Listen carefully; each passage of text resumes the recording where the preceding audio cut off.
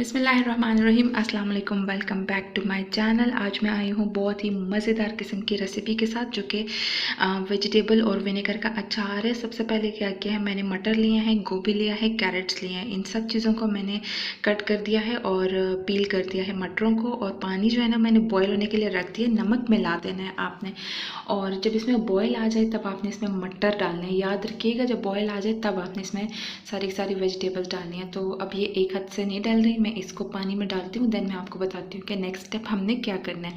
सारी की सारी वेजिटेबल्स डल चुकी है, और आप इस पॉइंट पे आपने याद रखना है कि आपने 3 मिनट से ज़्यादा इसको बिल्कुल भी नहीं पकाना। तो तकरीबन 3 मिनट हो गए हैं। अब मैं इसको जो है ना वो निकाल लेती हूँ। सब्जियाँ निकल आई हैं। जब ये थोड़ी सी ठंडी हो जाए, देन हमने इसको किसी भी जार में डाल देना, और जो पानी है उसको भी हमने ज़ाया नहीं करना। और उसमें से क्या करना है कि इस जार में मैंने आधा पानी डाल दिया था, सब्जियां डाल दी, और आधा जो रह गया था उसको मैंने वाइट विनेगर डाल दिया।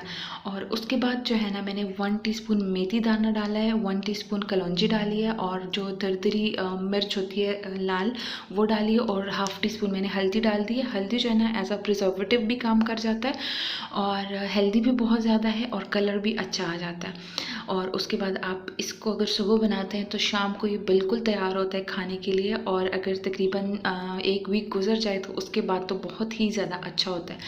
तो thank you so much for watching. अल्लाह हाफ़िज़।